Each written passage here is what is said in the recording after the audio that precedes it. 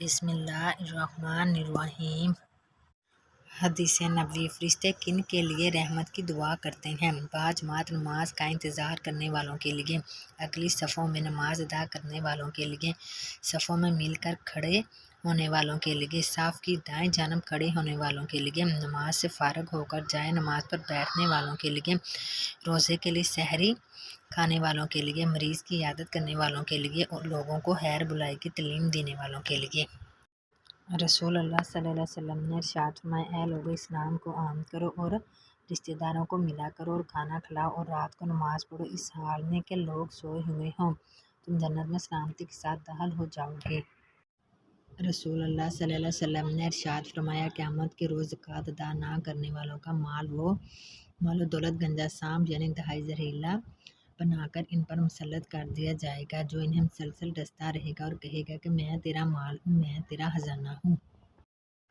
حدیث نبی پاک صلی اللہ علیہ وسلم ہے کہ تم جب پانی پت سے گزرو یا پیل پت سے گزرو تو کثرت سے سورۃ کوثر کا ورد کیا کرو، تمہاری نظر جتنے پانی پر پڑے گی اس کا ایک ایک قطرہ آپ کے لیے مغفرت بن جائے گا۔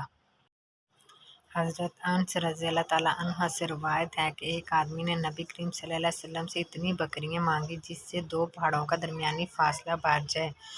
آپ صلی اللہ علیہ وسلم نے اتنی ہی اسے دے دی تو وہ اپنی قوم کے پاس گیا اور انہیں کہا، میری قوم اسلام قبول کر لو، اللہ کی قسم محمد صلی اللہ علیہ وسلم اس قدر عطا فرماتے ہیں کہ وہ فقر کا اندیشہ نہیں رکھتے۔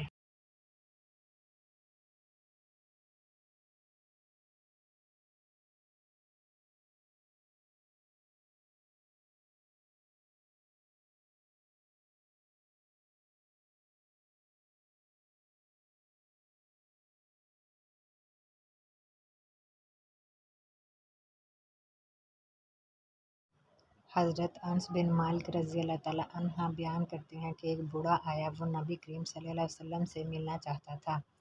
لوگوں نے اسے راستہ دینے میں دیر کی تو نبی کریم صلی اللہ علیہ وسلم نے فرمایا، وہ شخص سامنے سے نہیں جو ہمارے چھوٹوں پر مہربانی نہ کرے اور ہمارے بڑوں کی عزت نہ کرے۔